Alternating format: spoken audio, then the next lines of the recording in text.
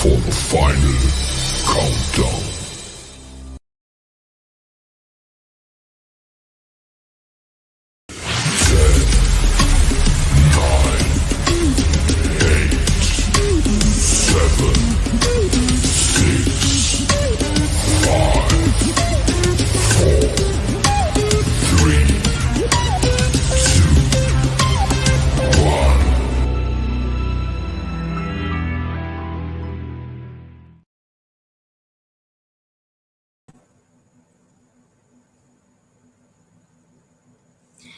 Bismillahirrahmanirrahim. Respected Puan Norani Mukhtar, Chief Librarian Darul Hikmah Library RIUM, respected panelists for today, Assistant Prof. Dr. Muhammad Nosh Abdul Jalil and Assistant Prof. Dr. Sharifah Fatimah Al-Zahra Said Hussein from the Kuliah of Islamic Revealed Knowledge and Human Sciences, academics and researchers, senior officials, head of departments, head of units, and colleagues from Darul Hikmah Library RIUM, officers within RIUM, and with that, ladies and gentlemen. Assalamualaikum warahmatullahi wabarakatuh and a very good morning. Alhamdulillahi Rabbil Alamin wassalatu wassalamu ala ashrafil wal anbiya'i wal mursalin wa ala alihi wa sahbihi ajma'in. In the name of Allah, most gracious and most merciful, praise be to Allah, the cherisher and sustainer of the worlds, and blessings be on our Prophet Muhammad sallallahu alaihi wasallam, his family and his companions. Ladies and gentlemen, on behalf of Darul Hikmah Library, we wish to extend our warm welcome and thank you to our special guests and all participants to this auspicious session on Research Fast Talk with the theme Experts in Action. First of all, I would like to remind you, please click at the link provided in the chat box for attendance records. SIIUM is heading towards responsible research and innovation and humanizing education. Researchers started to perform more impactful researches which are beyond academia. Thus, the main objective of this session is to provide a platform for them to share their research with the public. Hopefully, all of us will be able to reap as many fruitful inputs and tips, and it could also motivate us in performing any good deeds in general and research projects in particular that could benefit others more. For your information, we will have several series of Research Fast Talks this year, and this is series number 1. Honorable guests, ladies and gentlemen, to gain barakah of our event, I would like to invite Encik Hassan, Encik Ibrahim to recite the doa. Tafadhal mashkura. Bismillahirrahmanirrahim. Alhamdulillahi Rabbil Alamin. Wassalatu wassalamu ala ashrafil mursalin wa ala alihi wa ashabihi ajma'in. Allahumma innaka khallaqul azim, innaka sami'un alim, innaka ghafurur rahim, innaka rabbul arshil azim, innakal barul jawadul karim. Ya Allah, kami memohon Engkau permudahkanlah perjalanan majlis kami pada hari ini.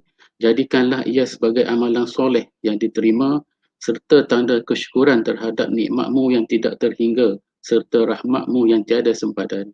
Ya Allah, berikanlah kami kekuatan dalam memperkukuhkan rangka kerja akademik kami, khususnya penyelidikan yang telah, yang sedang dan yang bakal kami anjurkan. Oh Allah, bring all humans closer to you and each other. Please do not make us Muslims or test for them with our misrepresentation of Islam because of our bad behavior. Oh Allah, open our hearts to feel your perfection in our shortcomings, your mercy in our weaknesses, your forgiveness in our wrongdoings, your knowledge in our ignorance, your blessings in our sorrows. Oh Allah, lead us towards the unity of the entire ummah and give us leaders who lead this nation to virtue. Allahumma ya Karim ya Rahim, cucurilah rahmat-Mu ke atas majlis kami, iaitu Research Fast Talk yang diadakan pada hari ini, dan berkatilah ia dari awal hingga akhirnya. Ya fa'alu lima yurid. Allahumma inni a'udzubika minal baras wal junun wal juzam wa min sayyi'il asqam. Rabbana 'alaika tawakkalna wa ilaika anabna wa ilaikal masir. ربنا آتنا في الدنيا حسنة وفي الآخرة حسنة وقنا عذاب النار وصلى الله على سيدنا محمد وعلى آله وأصحابه وسلم والحمد لله رب العالمين.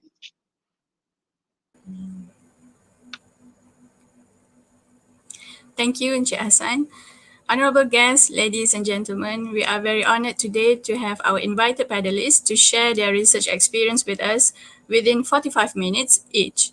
While listening to them, you are free to post questions in the chat box provided, and we will read the questions during the Q&A session. Please be reminded to mention which panelists that you want to answer your questions. For example, questions for the name of the panelist and then followed by your questions. All right. It is my pleasure to introduce our first panelist for today, Assistant Prof. Dr. Muhammad Noh Abdul Jalil. Before we start, let me share with you a little bit background of Dr. Muhammad Noh.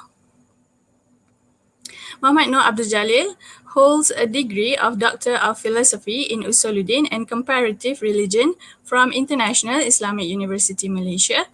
His areas of interest are on the development of Islam and other religions in the Malay world, Islamic Dawah, and Malay manuscript studies. He has been invited to participate in several academic workshops organized by renowned world institutions such as the British Council and the Oxford Centre for Islamic Studies, German Academic Services Exchange Association, and Al-Qaradawi Centre for Moderate Thought, Qatar Faculty of Islamic Studies, Hamad bin Khalifa University, representing the university. Apart from that, Muhammad Noh is also actively involved in community engagement research projects with the local communities in his capacity as the Deputy Dean Student Development and Community Engagement, Kuliah of Islamic Revealed Knowledge and Human Sciences, KIRKHS. There are several ongoing flagship and non-flagship projects at the Kuliah involving local community in Gombak, Selangor under the banner of the KIRKHS Gombak project. And now presenting to you, ladies and gentlemen, Assistant Prof. Dr. Muhammad Noh Abdul Jalil to share his research project with us entitled Mosque Study Program Project in Selangor, a model of KIRKHS University Community Engagement Initiative. Please welcome. Bismillahirrahmanirrahim. Alhamdulillah Rabbil Alameen. Salatu wassalamu ala ashrafil anbiya'i wal mursalin wa ala alihi wa ashabihi ajma'in. Rabbi shrah lana sudurana wa yassir lana umurana wa hlul 'uqdatan min alsinatina yafqahu qawlana. Allahumma anfa'na bima 'allamtana wa 'allimna ma yanfa'una wa zidna 'ilma. Walhamdulillahi ala kulli hal, amin ya rabbal alamin. Assalamualaikum warahmatullahi wabarakatuh. Thank you very much, Madam Chairperson, our moderator today, Sister Balkis, Madam Noraini, Chief Librarian, our library staff, academics from our Kuliah, KIRKHS, and other audience. Thank you very much for giving us the opportunity from the Kuliah to share what we have done so far at the Kuliah for our community engagement initiative. I think before we start, I would like to get your permission to recite Surah Al-Fatiha for Almarhumah Dr. Kamsia Ismail, who was one of our committed member of this project, who passed away on Sunday. Al-Fatiha. Bismillah. Alhamdulillah. Ar-Rahman Ar-Rahim.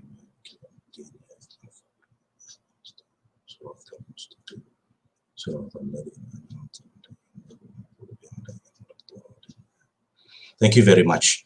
We make dua that Allah will bless his ruh, inshallah, and grant him the highest paradise. Amin. So thank you very much to the library for inviting us to share what we have done at the Kuliah. Basically, the project that we would like to share with the viewers are on Mosque Study Curriculum Project in Selangor, a model of KIRKHS Community Engagement Initiatives. Basically, the project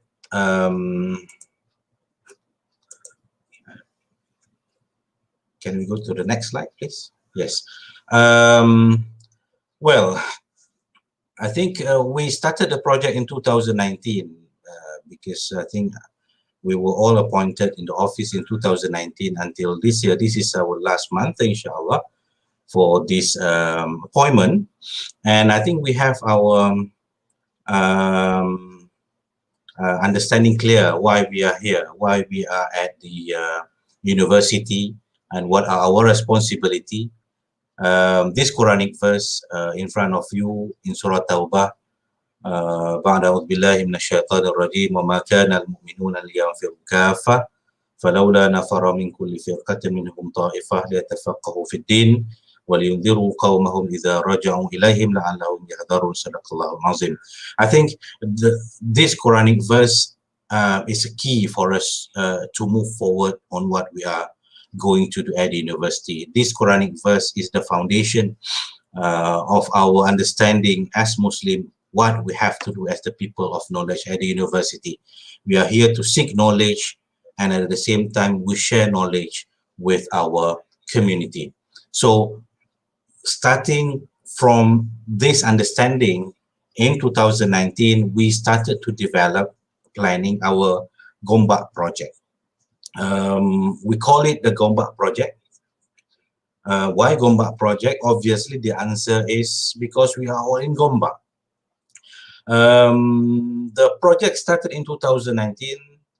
It's a collaborative effort between academics, students, and community. The objective of this project, number one, is to, in the spirit of the Quranic verse, we have to reach out, we have to go to the people, we have to go to the local community.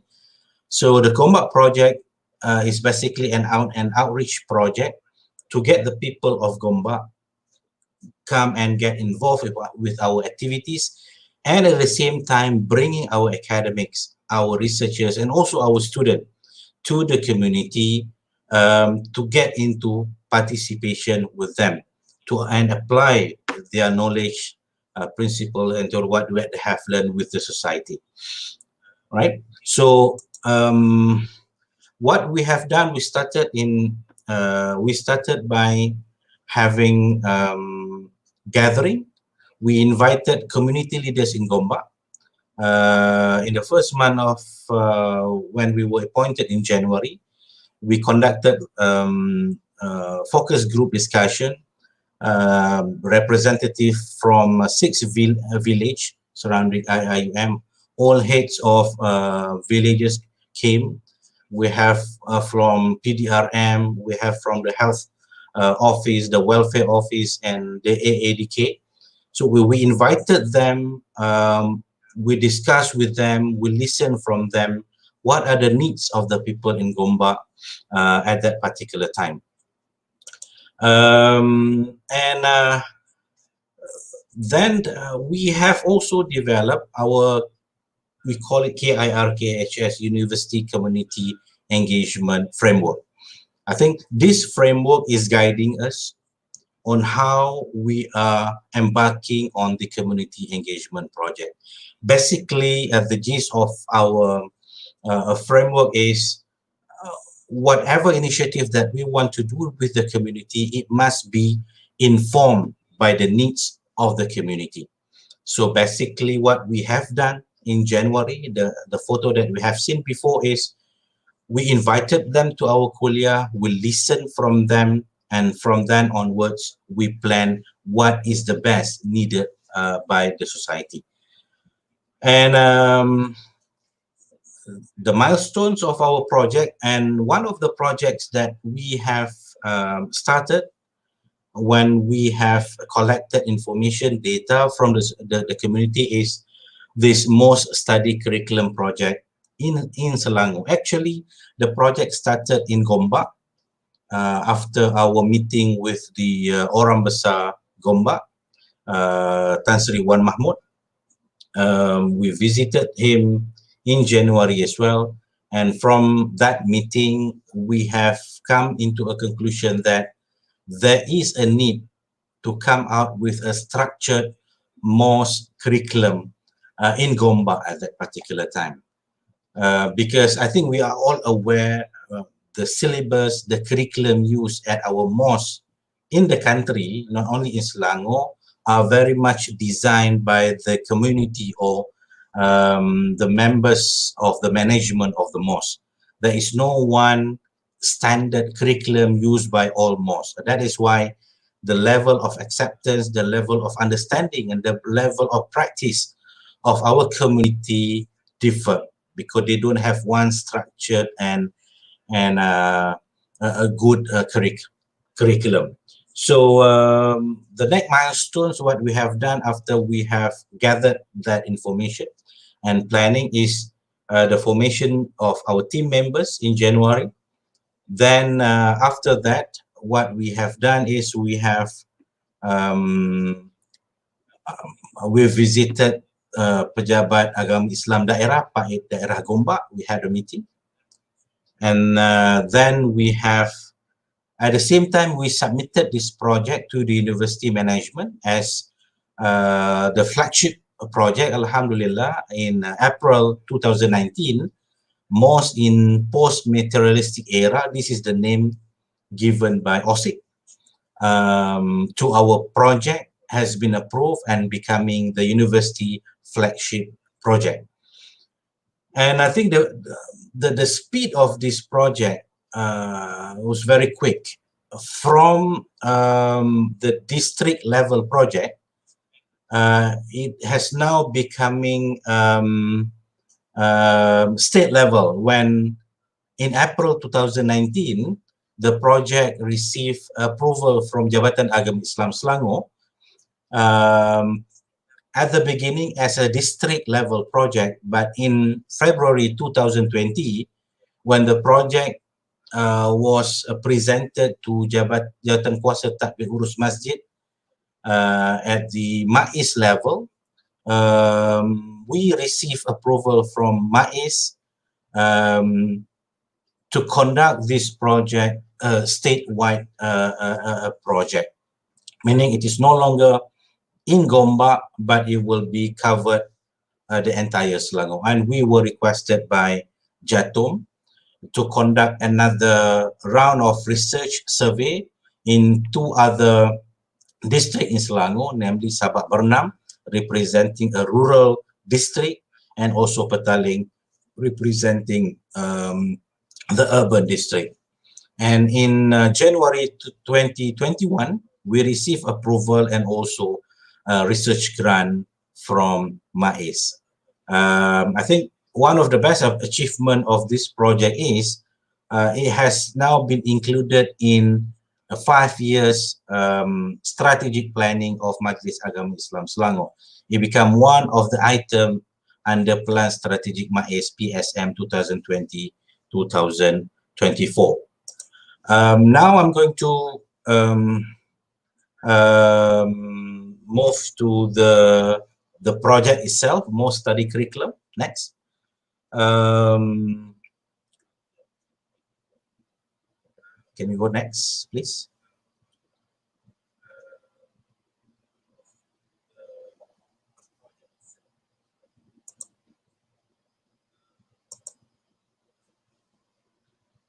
Yes, the most study curriculum. So this is the project. I think basically what we were commissioned to do now by the state religious authority, MAIS and JAIS, is to come out with the module, what to be used in our mosque in Selangor for their learning activities.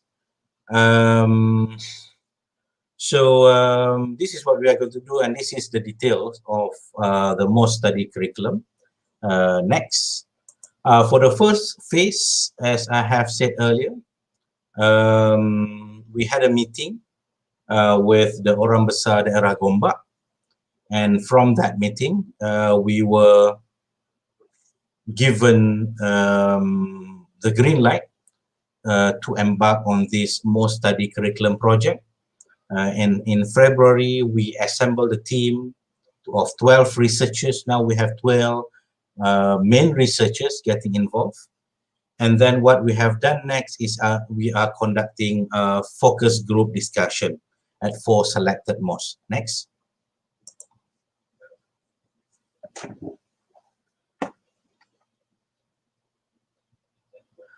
Right, so this is phase 1, which has been completed in June 2019.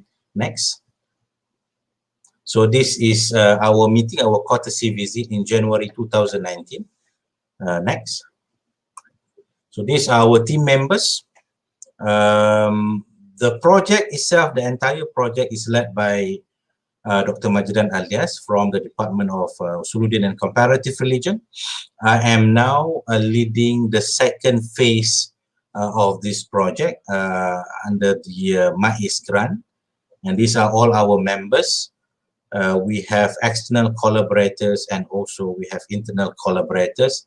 And one of our members, Dr. Kamaruzaman, is now serving UPSI. So he still maintaining his membership in this group. Next. So this is our meeting with PAID, Pejabat Agama Islam Daerah Gombak. Next. This is our meeting with JAIS. I think if you look at the speed from February to April, the project has received a very quick approval from district and then going to the state level religious authority. Next. So this is the methods that we are using in order to understand. Before we come out with the curriculum, with the syllabus, we would like to understand what is in there, what is in the society, what is in the mosque, what they have been delivered, and what are the feedback from the community who receive what was delivered by the mosque. So we conducted interview session, FGD, we conducted survey, and also there are panel expert engagement. Next. So these are details of our FGD in Gombak. We started in Gombak, so we have identified 4 mosques with the help of Pejabat Agama Islam Daerah, because we want to have 3 categories: urban active, suburban less active, and all that. Next. So these are the questions for focus group discussion. Basically, we want to know what they have delivered and how does the people responded to what they have delivered at the mosque. Next. So this is our FGD at Masjid Asyakirin in April 2019. Next. This is at Masjid Al-Hidayah in Taman Melawati in May 2019. Next. Then after we have gathered the information, the data from our FGD, we presented our interim report to our main stakeholder in Gombak, which is the Orang Besar Daerah Gombak, on the 16th of May 2019. And after receiving feedback from him, we then conducted a pilot study for the survey. The FGD is for the mosque goer, so to speak, the jawatan kuasa, the committee members, all those who are involved in the mosque. The survey is going to get feedback from the community, right? From the ahli karya, from the people who used to attend these classes. We want to understand what are their feedback, and also what else do they want from the mosque study project or classes. Next. So this is the interim session, the presentation of the interim session in May 2019. Next. Then after conducting a pilot study on the survey itself at Masjid Syakirin, so we come back and set up the actual study. In July, 5th of July until 14th of July, we distributed the questionnaire and the data collection. And from July, 17th of July until 29th of July, we processed the data.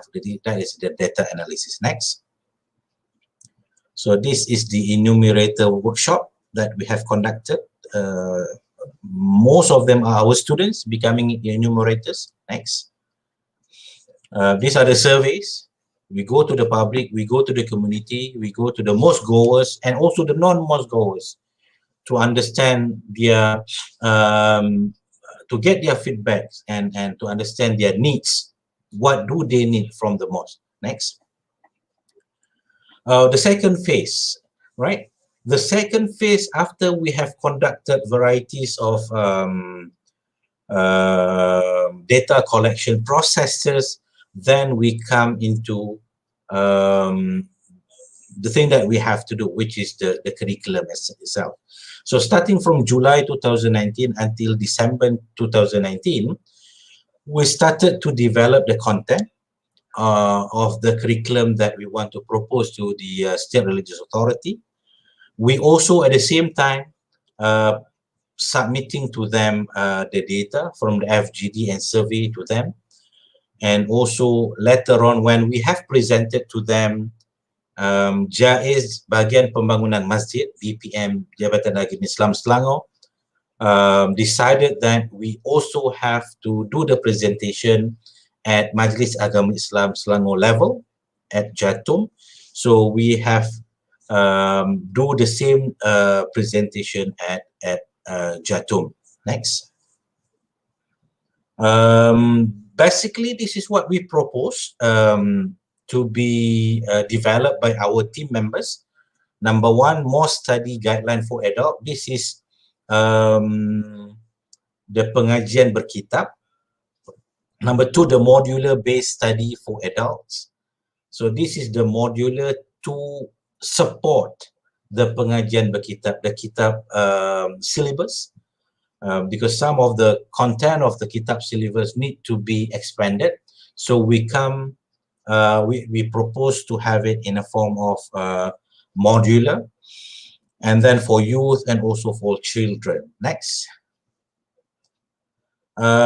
Phase 3, October 2020 until September this year.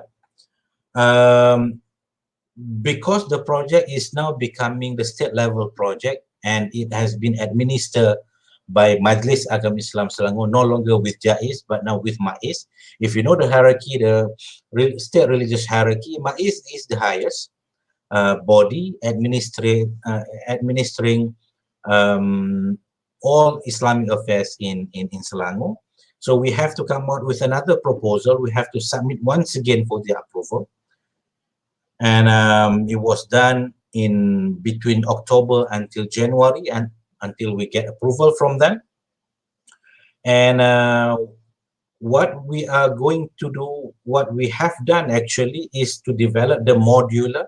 This is where I think majority of our IRK lecturer are involved because this is their expertise. And at the same time, we are also conducting survey in 2 other districts. We were requested by Jatum, Jawatan Kuasa Tadbir Urus Masjid, to conduct another survey in 2 different districts because this is a state level.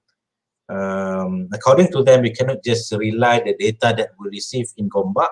We need to have more data from 2 other district representing a rural setting district, which is in Sabak Bernam and also in Petaling. Now we are still conducting because I think MCO, the pandemic make things a little bit behind the schedule, but I think we are committed to get everything done by September, inshallah. And we are expected to submit the module, the pengajian module, pengajian berkitab, and also the data that we collected from our survey, inshallah, in September this year. Next. So this is the signing ceremony early this year in January, signing of a contract between our research team and MAIZ. Next. The next phase is, I think this is going to be, I would say, from September this year onwards. I think what we have produced are going to be vetted by the religious authority in Selangor. we were told that Jabatan Mufti Selangor will get involved to look into what we have proposed to them, and we are expected to get feedback and do the improvement before we are able to conduct a pilot test on the module itself, which is expected to be the earliest in December. It could probably in the first half of next year, depending on the pandemic situation in our country. Next.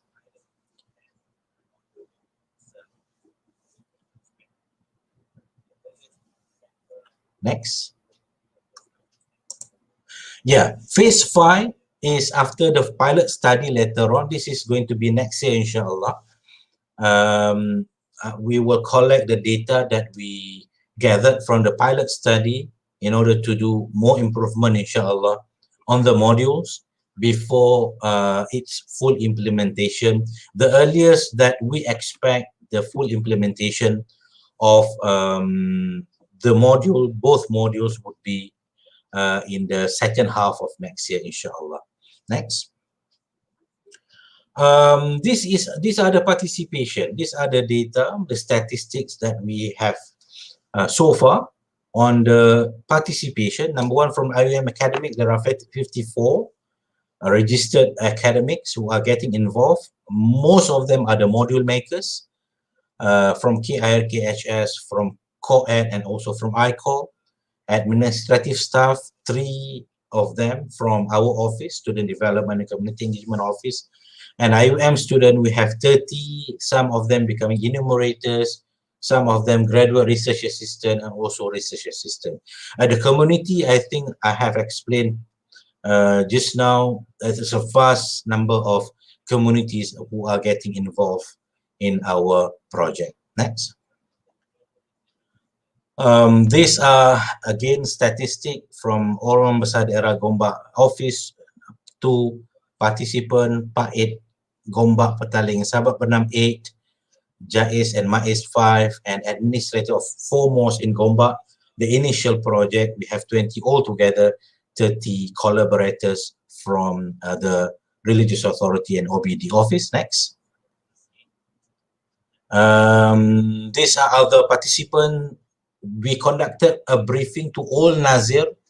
I think the chairman of each mosque in Selangor, 160 all of them in 2 gathering actually. One of the gathering was held in our Gombak campus, I think in the second half in August 2019. We also had 80 participants for our FGD. For pilot survey, we have 35. And for the respondent of our survey in Gombak, we have 596 participants, altogether 872 participants for this project. Next. Source of our funding, alhamdulillah, I think the project has received full support from the State Religious Authority. In April, we received our first research grant from Jais amounting to 45,000 ringgit. And then we won second placing in Takrim 2019. We received 500 ringgit. We also received research grant, IAM research grant scheme amounting 19,900 ringgit.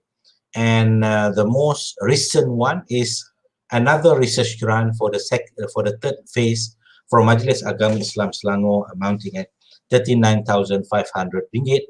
Altogether, alhamdulillah, at the moment we managed to get 104,900 ringgit amount for our funding. Next.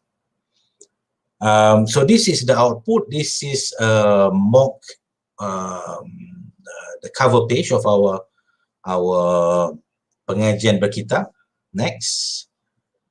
This is the cover page for pengajian bermodul. These 2, inshallah, would be the output that we are going to submit to MAIS for their evaluation and other processes. Next. The recognition that we have received, as I have said earlier, we received recognition from Takrim 2019, second runner-up. Right, next. The project has also been included as one of the project under Plan Strategic Majlis Agama Islam Selangor. It is a 5 years project. So Alhamdulillah, this project is part of the 5 years strategic planning project in Selangor, inshallah with funding. Next. And the last one, we also received an extension of our flagship status for 2021-2022, and it is now known as Mosque in Post-Materialistic Era 2.0. Next. Yes, for further information, you may visit. We have our flagship website. We are going to update, inshallah, more with more information and also photos. I think that is all. Next. It's going to be the last. Yes, thank you very much. Assalamualaikum warahmatullahi wabarakatuh.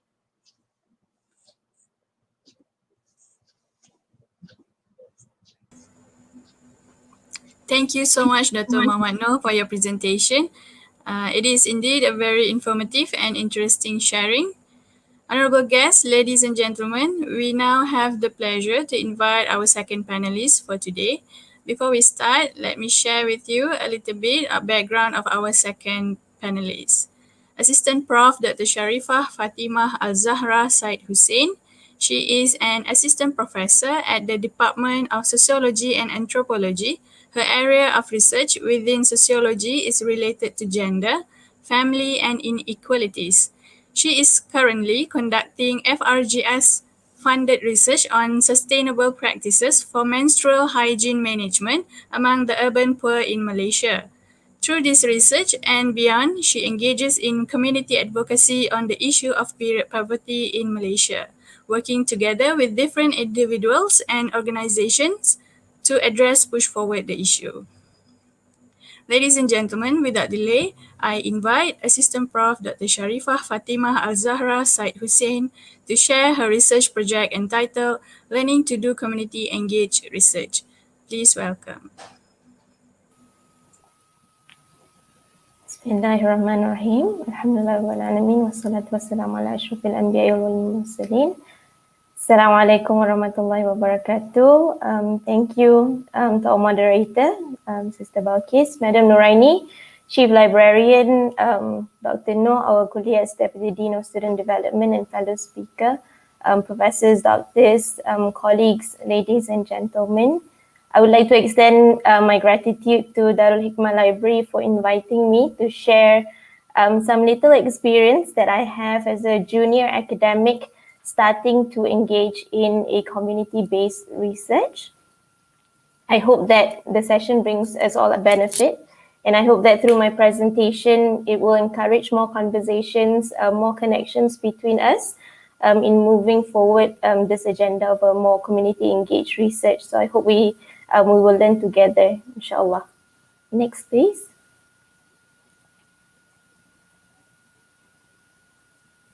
Next, please. Okay, thank you. I think as a junior academic, when we start out, we have a lot of options, isn't it? And there's always advice that we should stick to our lane. So trying to identify after your PhD what research to go into or where do you want to push forward things, it means that looking to find a problem.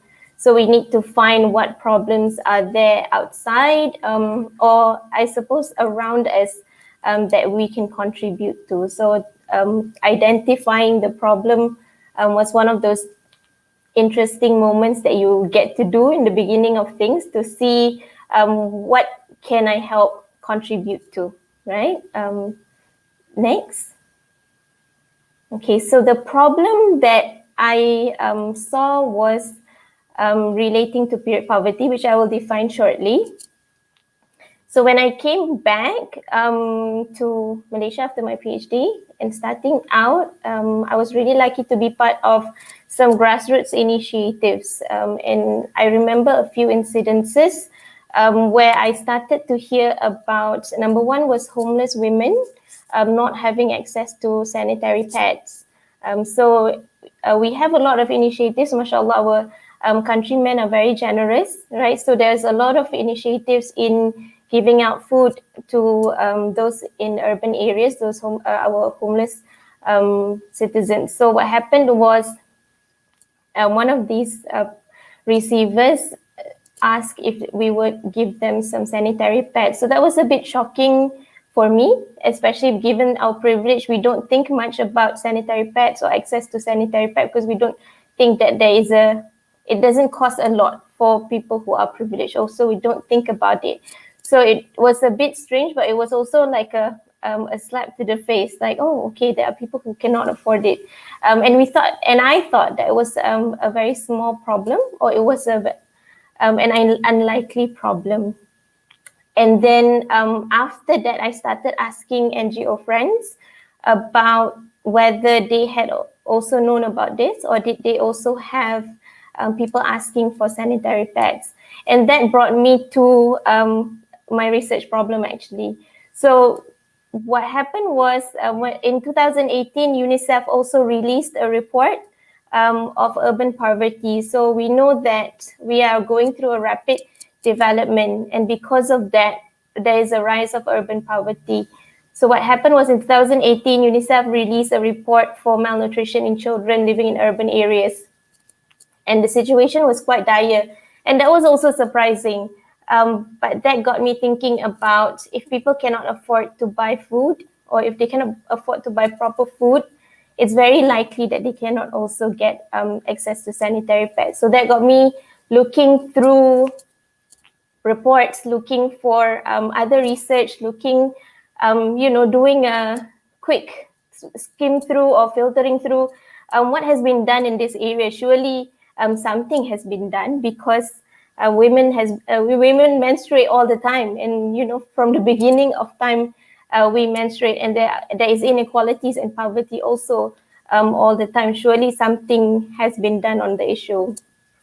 Unfortunately, there wasn't a lot, especially not in Malaysia. So there was obviously that clear gap as researchers. And then I realized that there is a potential for contribution here. There's a call for me to answer in terms of addressing the issue. So I think as a sociologist, we have quite a unique training, and we also have a unique ability. I think just like all other fields, we all have a unique training that we have, something niche that we can contribute to. So in terms of our sociological approach, I know that our unique abilities to connect people, to connect different communities, and to bring things together. So there was definitely, there was a clear need, which was very organic, meaning that the need came from the community. And then there was also an opportunity for me to come in and contribute. So at the time, it just felt like something that needs to happen. I mean, it wasn't too difficult to find the problem. So from there, I applied for the FRGS grant. So as a young academic, just trying to see, given that there wasn't much research or very little to no research on period poverty in Malaysia, I attempt to apply for the FRGS grant. Okay, next, please. So what is period poverty? I think when I started to look through things, I myself did not know what it was.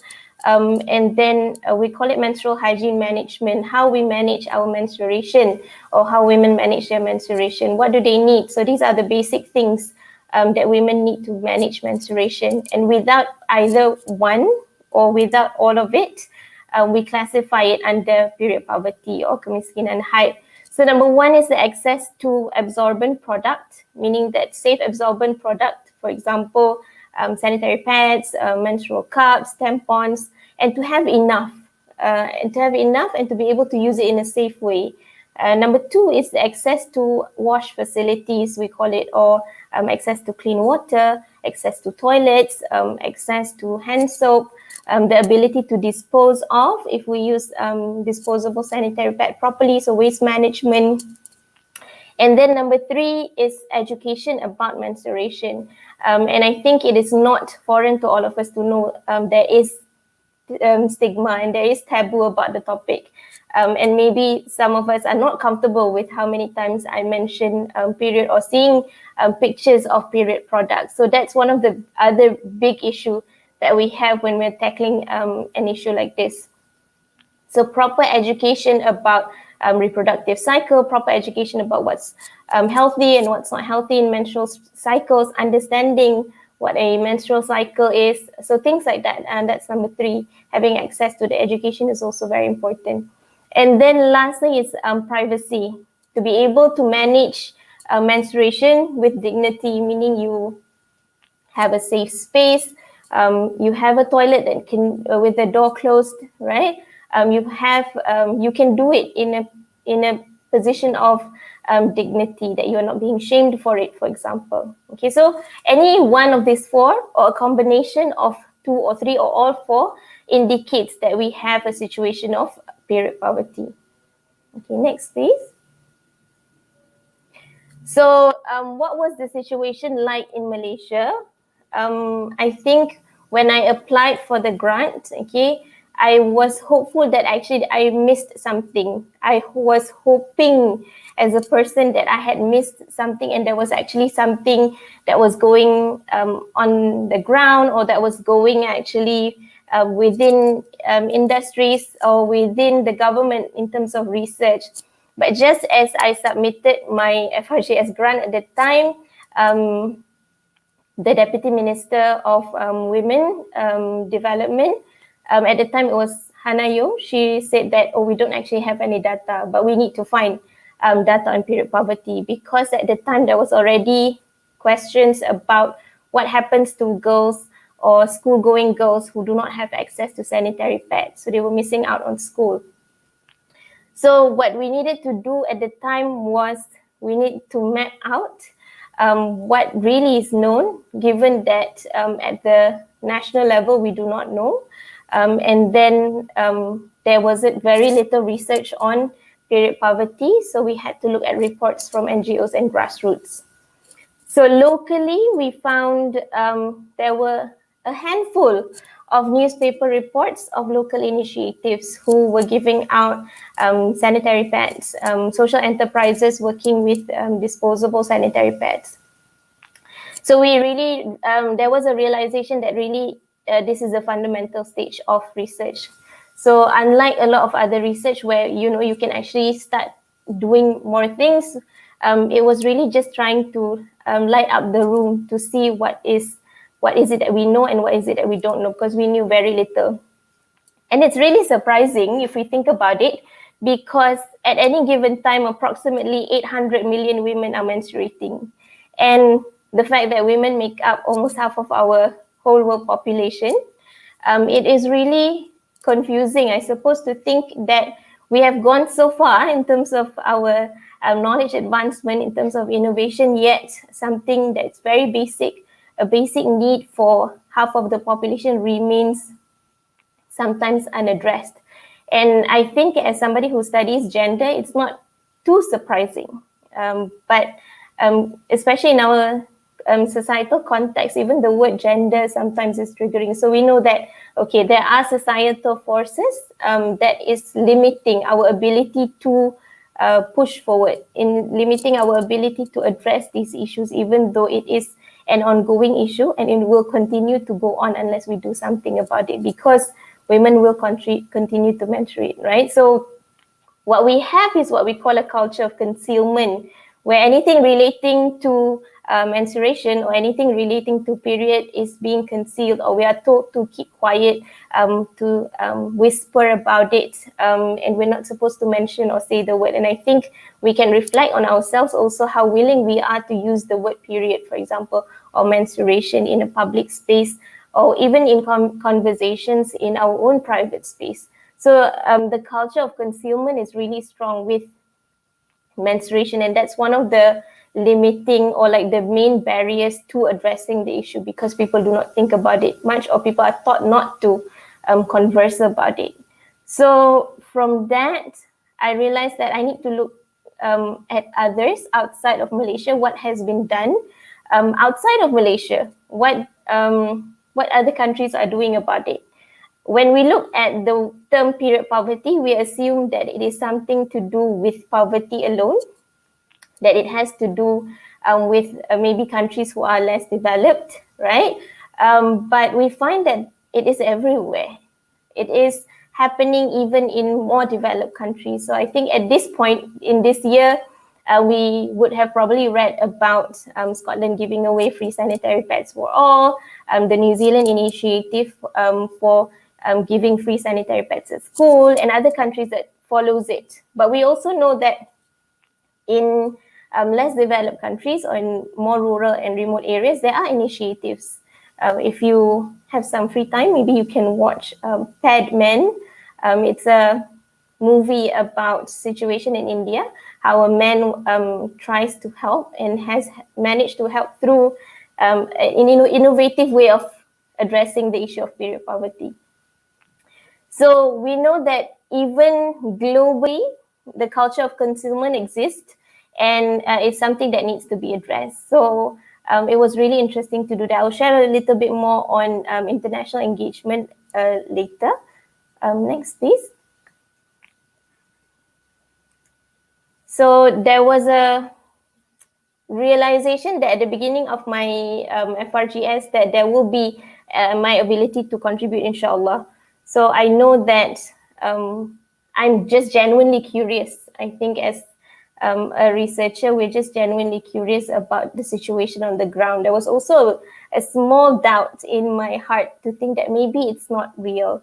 Maybe there is no issue of period poverty. But given that there is a gap there, and also given that the realities of poverty, we knew that there was something there. So I know that even if we didn't do a community engaged research, which this research was not its intention to be a community engaged research, because it was a fundamental research, but we knew that there was going to be academic contributions in terms of theoretical, methodological, and other knowledge about period poverty in Malaysia. And then at the back of my head, or maybe not even at the back of my head, I think most importantly, as a Muslim and female myself, it just didn't sit well with me to think that there are women out there who cannot manage menstruation properly.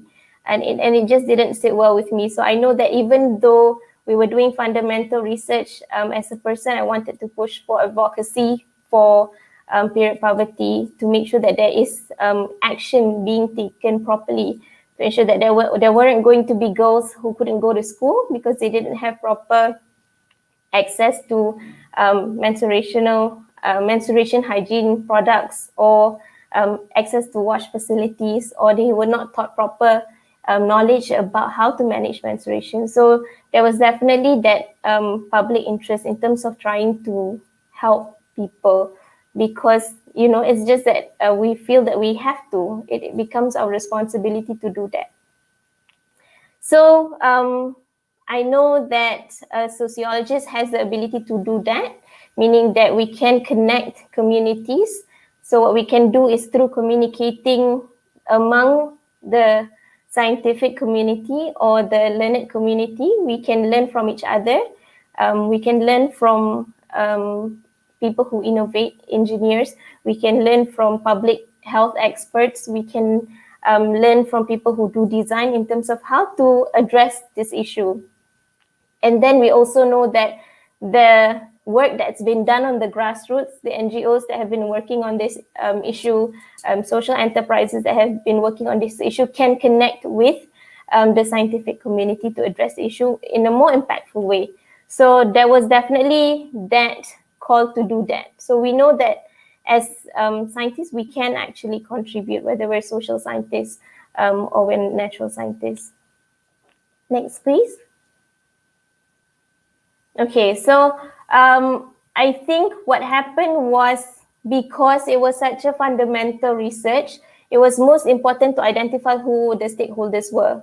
So where do we start? Given that there wasn't much to work from, we have to identify who were our stakeholders, because it just wasn't possible to research all women in our communities to identify which areas. So we broke down the stakeholders to different intersections. Okay, there's rural remote areas, for example, orang asli, rural remote towns or areas in Sabah and Sarawak where there's very little access to water, for example. So in rural remote areas, we know that it wasn't just about them not having sanitary pad.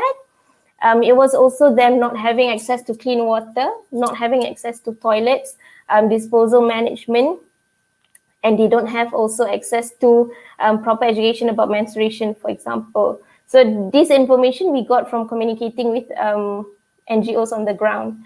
And then we also know homeless women have a unique experience of period poverty as well. They may be in the city, right? But they also suffer through poverty, not having access to product, and they cannot keep product if it was given to them in a big load. There's no place for them to keep or store them. And then sometimes not having access to toilets as well, or clean water and hand soap. And then there's the urban poor cohort, okay, which at the current rate, we know that a lot of things relating to urban poverty is unique. And we know that it may not look as how we expect it to look, especially now with the pandemic, and we know that there's a lot of loss of income. Sometimes as a community or as a society, we expect that poverty is going to look a certain way, but it doesn't. So we know that the urban poor may be experiencing period poverty, but it may not look like what we expected. So there will be hidden issues there.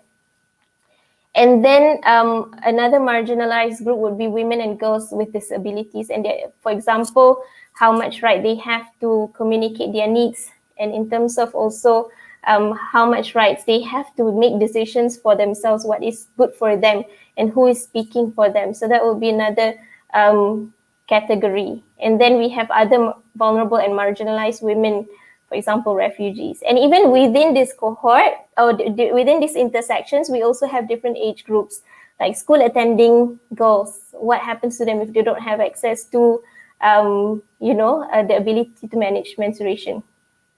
Okay, next, please. So for the FRGS, Alhamdulillah, we got the FRGS in 2019, and it's still ongoing.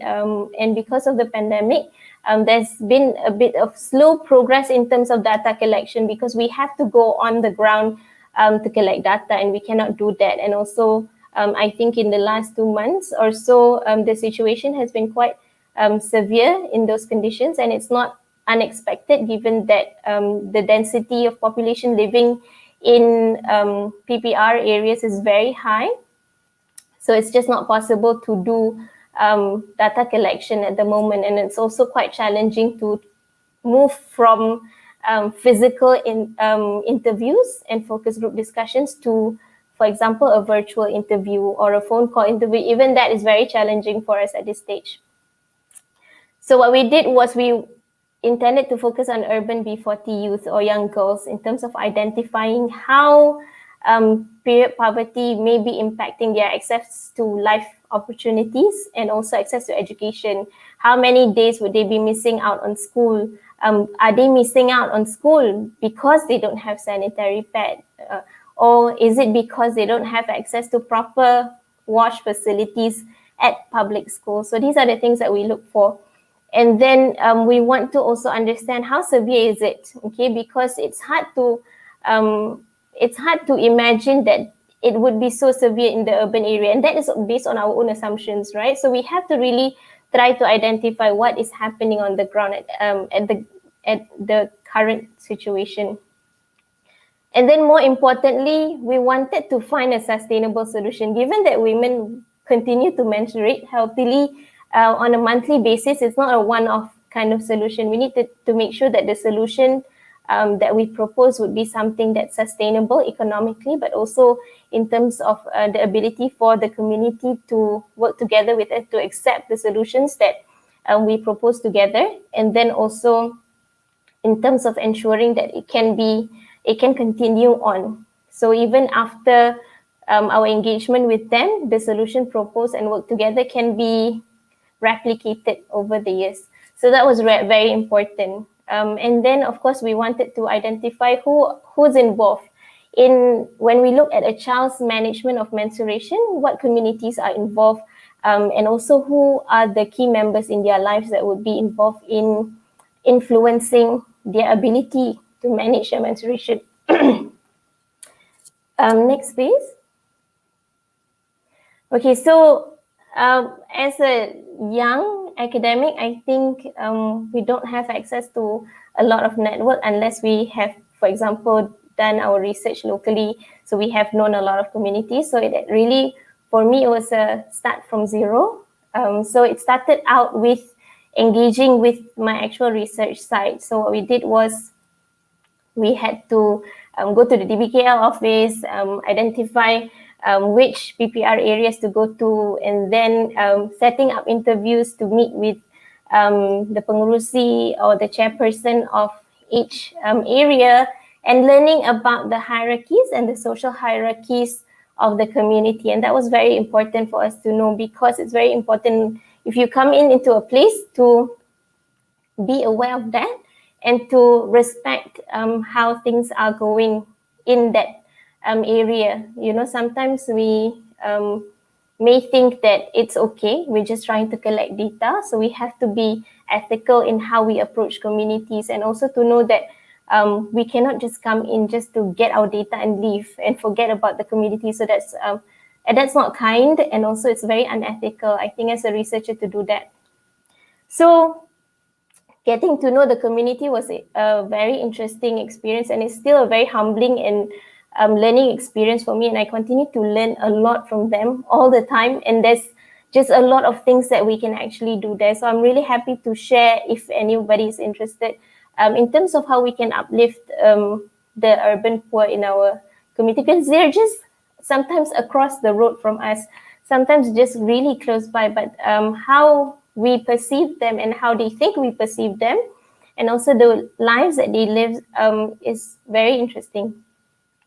So in the PPRs that we went to, I cannot share more details about that, okay, due to respecting my respondents as well.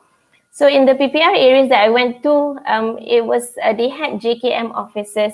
So we also engaged with the JKM office, and they helped us a lot in terms of identifying respondents, in terms of providing space for interviews, and we continue to work with them and be in connection with them to check up on the situation, especially currently because of the pandemic. And through that experience, we learned a lot of things that was outside of our research, outside of the funded research that we did, and that really encouraged me to go beyond the research. Even though the research is still ongoing, it was just something that happened organically. So I started out reaching out to more grassroots actors, because I think they have most knowledge about what was going on, and I think they had the most experience dealing with period poverty. Maybe I can share one example. We have social enterprises that are well established and have been working to address period poverty for more than a decade. And so they produce reusable sanitary pad, like cloth pads that can be reused. So as someone who, we may think like, oh, the solution is simple, just give all of these girls a reusable sanitary pad. You know, they can reuse it for a long time, but it didn't work. And somehow something was not right there. So I went to speak to some of the NGOs and social enterprises to ask, why is it that it didn't work? Why didn't it work for you to give reusable sanitary pads? So they told me that we did give it to the community, but we felt that they didn't use it and they didn't appreciate the donation that we made, and it felt like it wasn't worth it to send out the reusable pads there. So we have now moved to rural, remote areas, and it works out there. So I knew that surely it's not that they were not appreciative, right? So we have a bit of husnuzon. And so through our interviews, we asked our respondents, why don't you use the reusable sanitary pad, right? Would you consider to use that? And then one of the issues we found is because they hang their clothes in a shared space, not inside their house, outside their house. So if you hang your sanitary pads there, everybody can see. So in one of my visits there, this was not to collect data, was just to meet with the community. I was having lunch with one of the community members there one day.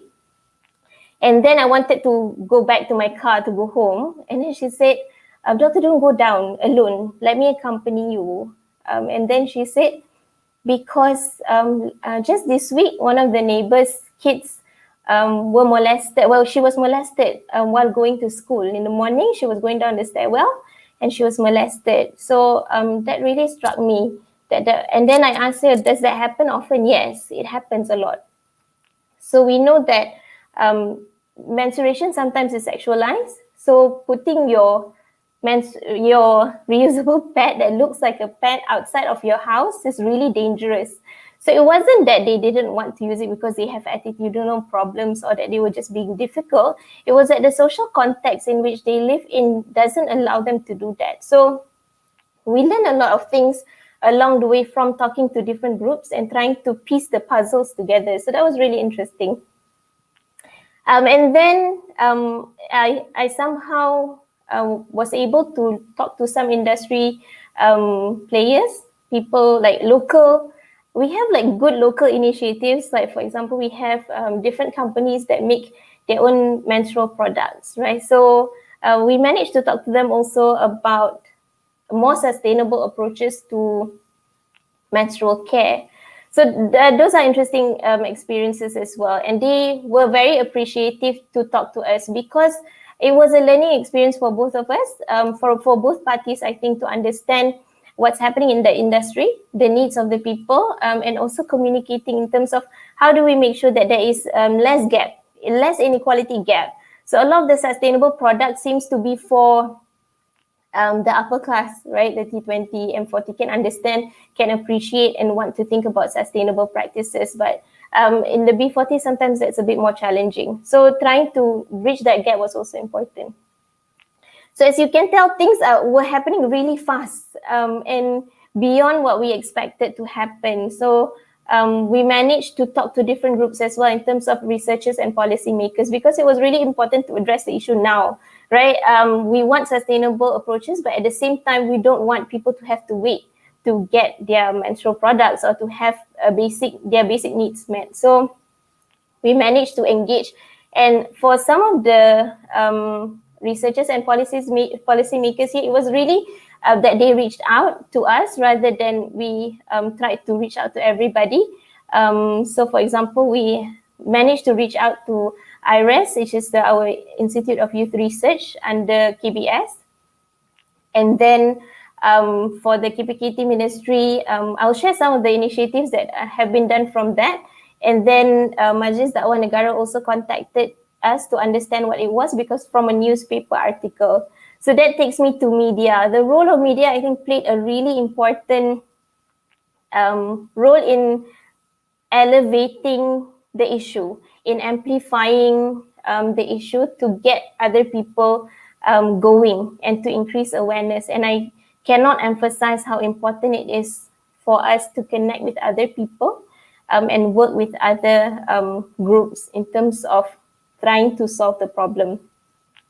So through media reports, it gained more attention because really the voices of the media is much, much louder, right? Than, for example, if we publish something in a journal article, and it's very fast compared to waiting for us to get things published.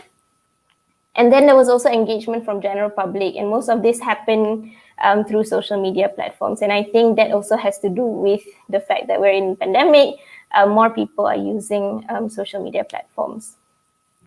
Lastly, maybe I'll share about the international community engagement that we've had. I was really grateful that we were able to connect with Period Poverty UK, which is an initiative to provide period products to vulnerable members in UK, but also they send out help to war-ridden areas, for women in war-ridden areas, refugees abroad. So we managed to speak to them and learn a lot from each other in understanding the different contexts of period poverty around the world. And I think another mention was the communication that we had with New Zealand public health experts. These are also the same people that managed to push period poverty issue in New Zealand to bring it to the ministerial level and to turn it into policy changes.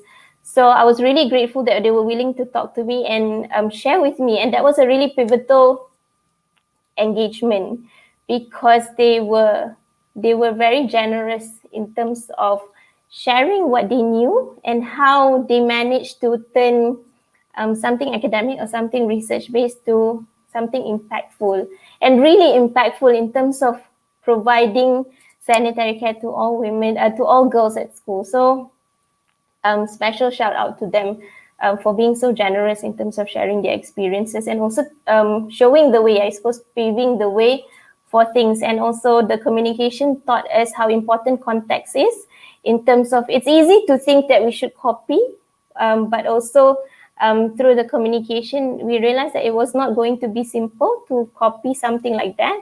And also to understand the unique circumstances of Malaysia, that we have to think about sustainable solutions for our country rather than copying, policies from other countries. Next, please. Okay, so I'll just share some of the things that, some of the pictures of things that we have done. So we met with I've met a lot of wonderful people along the way from the community. For example, young people, mashallah, are amazing, have amazing initiatives to address period poverty. We have a social enterprise set up by young group of people with My Bunga Pets. They so if you buy one set, they will give it to another young girl or another family that needs it. So it's a very interesting social enterprise concept, similar to Athena, for example, who's done it for a longer time. And then another picture with IRES KBS. I was invited to help with the development of the new index for youth. So hopefully we will have better representative data, at least among the youth, to understand how period poverty impacts them. And then we had meetings with other community members also. We had one close group discussion this year with key players. We had some interviews with researchers, NGOs, NGIs, and some government officers to discuss the situation in Malaysia. And that was the first time we had that. Before this, there wasn't any other initiatives like this. So that was, alhamdulillah, a very interesting moment. Next, please. These are some of the articles that came out from the research, but this was not like our own written articles, but this was articles that were written about period poverty that cited our work. So there was a lot of different articles looking at issues relating to poverty, and this is like a breakthrough for issue of period poverty. Before this, all of the efforts of the NGOs before this didn't get as much attention, but alhamdulillah, we managed to connect everybody together, and that really escalated things to get things into the mainstream media. So it started out with the first one on the top left, just to understand that period poverty is not just about not having sanitary pad, but it was also addressing the other elements. And I think the reporting that really made an impact was the one on the pandemic that was earlier this year in January. And that really gained attention from, for example, Majlis Dakwah Negara, which connected us to MAWIP. And then just recently, the Minister of Religious Affairs, Dr. Zul, they launched the inclusion of sanitary products in food banks. And I think that was one of the things that we really pushed for. At least it helps address current, like now, kind of problems while we try to identify more sustainable solutions. Okay, next, please. And then we also managed to bring period poverty to mainstream media, which was really big. I think not just in Malaysia, but around the world, to be able to speak about period poverty on mainstream media. And I think with Berita RTM, Berita Perdana, that was really big because it was a prime time news. The first one was Wanita Hari Ini, which is which is a good platform for women issues, but to have it on prime time news means that there is more awareness on the issue, and so that really catapult the issue. And then recently, we are very happy to know that two ministers have taken the issue seriously. One was the one that I mentioned just now, Dr. Zul's initiative to put menstrual pads in products. And then yesterday, I think the minister for KPKT launched a free kit for girls, 200 free kits. So it is to start off like a pilot to start off, to see how we can address more sustainably in terms of specifically on young women, to make sure that there is no, or there is reduced inequalities. Okay, all right, next please. These are community engagements, like just talking to people, and I think because it's such a new, it's not a new issue, but it's something that requires a lot of awareness. So a lot of the conversations that we have currently is just raising awareness, and it is really good that different communities have started to talk about the issue and allowing platform for the issue to be communicated. We had one with a particular ahli majlis. We have different NGOs. We also have like IIUM students who have raised the issue, which I think is very heartfelt also to see our own students taking initiative to contribute back to the society by highlighting issues that are pertinent and also issues that can be impactful, to be empowered to make changes within our own groups and not wait for bigger things to happen. You know, if we see a problem, we don't always have to wait for big things to change. There are also smaller things that we can do around it. So yeah, these are some of the posters for the events that we had. Okay, next please. I suppose as someone who is still learning a lot, I think because I'm a very junior academic, these are some of the takeaways that maybe I can share with all of you that I'm learning, and I continue to learn every day, that problems are everywhere, right? We have everyday issues all around us. So it's not going to be very hard for us to identify those issues that we can contribute to, that can make real impact to the community around us. In fact, I have a lot of problems that I would love to collaborate with others in different fields to help address these problems, even within the period poverty research area, like innovations relating to disposal management. Like, for example, people still wash disposable sanitary pads, so it gets clogged up in the drain, and then every week or every month, the PPR areas will have issues of clogged drain because of sanitary pad disposal in the drains. Issues like this that I don't have solutions to, and I know that some of you may know how to do it because of your niche ability. So we play with our strengths, and I think to be able to identify people or key players who have strength in their niche areas and connect with them. So the connectedness that we have is also important. Because all of us play a part in the society, whether we do something or whether we don't do something, there's always consequences to those actions. If we keep quiet and not do something, something will happen as well.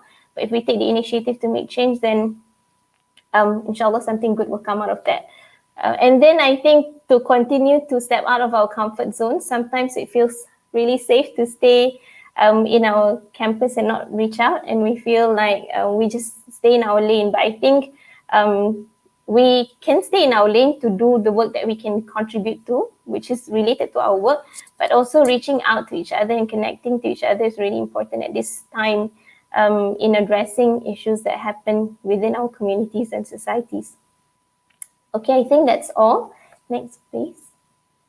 Yes, that's all from me. Thank you so much for listening, and I hope that there are opportunities for us to collaborate with each other. If there are, please take down my contact details. Thank you.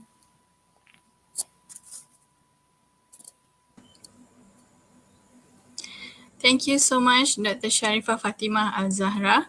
I believe both panelists have shared with us a very informative and interesting sharing.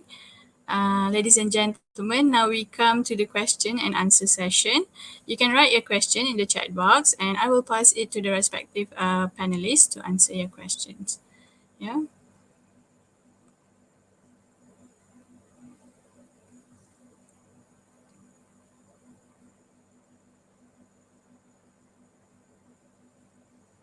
Can we have the first question?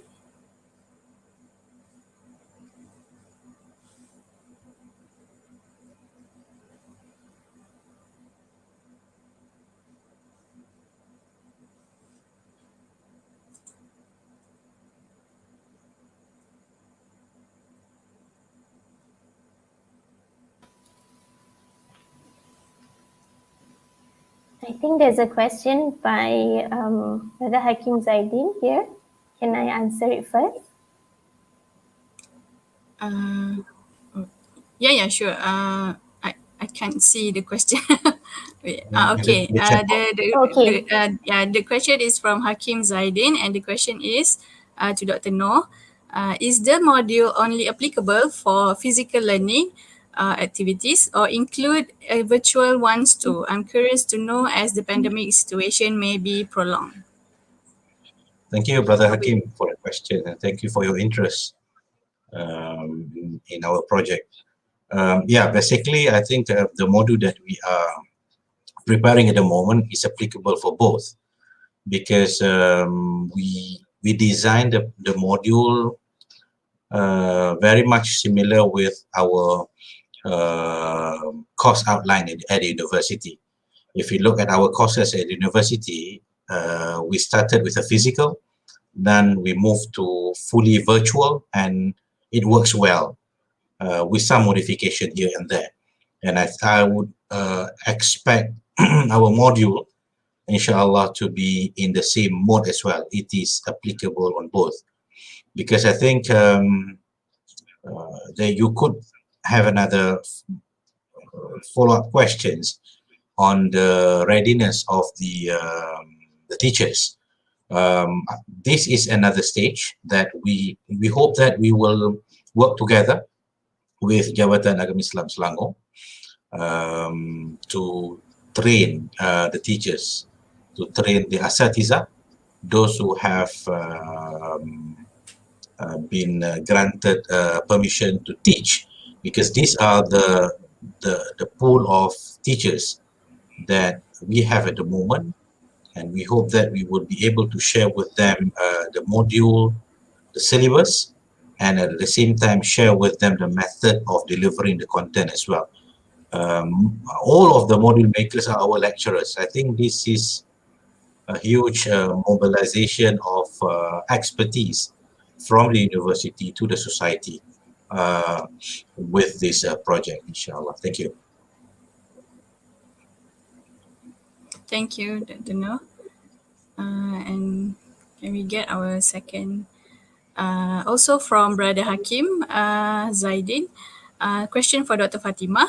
I'm curious about the manufacturers of commercials disposal menstrual pads. Do you think they can play a role somehow in obliterating period poverty? Have they been approached to discuss? Over to you, Dr. Fatimah. Thank you, Sister Balkis, and thank you, Brother Hakim, for the question. I think we have not approached any big manufacturers as of yet, and I think there is some understanding of how things work in terms of bigger manufacturers and how willing they are. There have been CSR projects previously in terms of giving away, but what happened is, based on what we learned, is that these are not sustainable ones, meaning that not just environmentally not sustainable, but also long term. So we will need to try to identify how we can go about doing that. And we hope that in the future that we will, given that our research is still fundamental, there are a lot of things that we still have to identify in terms of how many people do we need to get. So we need to encourage the government actually to collect more representative data so that we can use our resources well, not to, consider some of the issues. So for example, with disposable sanitary pad, we cannot send them to remote and rural areas because they don't have disposal management. So what happened is through NGO works of giving disposable sanitary pad, the NGOs realized that when they came back the next time, they had floating sanitary pads in the waters. And that wasn't very good because that's not good at all, actually, isn't it? Because they don't have proper disposal management. So it's not an option to do that. We have to consider how we can provide solutions that are suitable for each context. So at this rate, we have not approached them yet because we cannot provide the appropriate solutions. Like we hope that in the future, with further research, we can discuss what can be done at a larger context like that with bigger manufacturers, inshallah. Thank you. Thank you. Okay, the next questions come from Sister Nur Sharifah binti Kamaruddin. How can we get the reusable pads for Dr. Fatimah? I think reusable pads are we can easily find it now. I think with online shopping, there's like some on like Shopee and Lazada and things like that. But the ones that I was mentioning was social enterprises that offers like you buy one, another one is being delivered. There are two companies that I've met with, and I know their work. One is Athena. I think Brother Hakim also mentioned. Kak Anja, she's been working on this for a very long time, and she's one of the key players in social enterprise in Malaysia. And I think she's brought our country name forward also. The other one is being done by a young group, also the mentee of Athena and Puan Anja, which we can see like how beautiful things happen in terms of how if we teach others, it can sort of create a ripple effect. So the young initiative is My Bunga Pets. So they help with delivering the product to Sabah, remote areas in Sabah. So you can find them in My Bunga Pets. All right, thank you. And then the next questions come from Sister Ainin Sophia Hussein. Using clothes and sanitary pads are now a risk to while using a menstrual cup is becoming easier. The hesitation to use it for the first time might be high, but it is economical and healthy for women. I believe this is opinions. For me, Or maybe, yeah. So, okay, that follow-up question. Thank you, Sister Balkis. I can address this. This is another interesting thing that I didn't mention just now. It relates to Dr. Noor's Mosque flagship. So we were very happy to be able to collaborate with Dr. Sophia Samsudin, Dr. Fuad Aswari, and also Dr. Mekwo on addressing this, because I think there's a lot of social issues, meaning that cultural taboos or perceived religious barriers, for example, relating to issues of virginity, or is it halal, or is it okay for women to use menstrual cups? So we were very happy to be able to collaborate with them as well. So much of the barriers in using more sustainable products, in using more hygienic products like this, has to do with the education of the people, right? So whether the people are ready and they know what is right and what is not right. So education is important. So we have to work with religious bodies to show that these are things that you can do, and these are things that are agreeable to Islamic beliefs, for example. So we are trying to do that. It will take a bit longer when we talk about cultural changes and cultural shifts, but there are initiatives that are being done. So for example, another company that works, local company, a small initiative that does both education and the selling of their product is Suchi Cups. And there is a lot of education on that as well. But we are trying to push the initiative on trying to pilot at the ground level to see what are the barriers to this, and also how can we address those barriers in a much more rapid phase, because with menstrual cup, it can last for 10 years and you only need one. So it seems like the most obvious solution, but because of the cultural and social barriers, it becomes something that people don't want to consider. So we need to break those barriers. Alright. Thank you, Dr. Fatima. These questions, okay, this question, Dr. Fatima already answered, right? Just now. Okay. All right. Okay, thank you, Dr. Fatima and Dr. Noor. Uh, Thank you to all participants for your support and cooperation in this Q&A session. We will share the email address of both speakers in the chat box so that you may ask questions directly to them should you need more explanation, or maybe you are interested to collaborate with them for the next project. Well, ladies and gentlemen, that wraps up our session for today. On behalf of Darul Hikmah Library IIUM, we would like to thank all for making time in your busy schedules to join us for this Research Fast Talk series number 1 with the theme Experts in Action. Before we end, I would like to inform you that we will be having our second series on 6 August, same time, same channel, with another 2 experts will be in action. Stay tuned with us and block your date for our next event. Do not forget to subscribe to our channel and click the notification bell so that you will not miss out on any interesting events and content uploaded here. Please be reminded to fill in the evaluation form at the link provided in the chat box for our future improvement, inshallah. Once again, we would like to express our heartfelt gratitude to the respected panelists and participants for your presence. We would also like to apologize for any shortcomings and inconveniences during this event. Hope to meet you again. Wish you all a pleasant day and stay safe wherever you are. Let's end our session with the recitation of Tasbih Kafarah.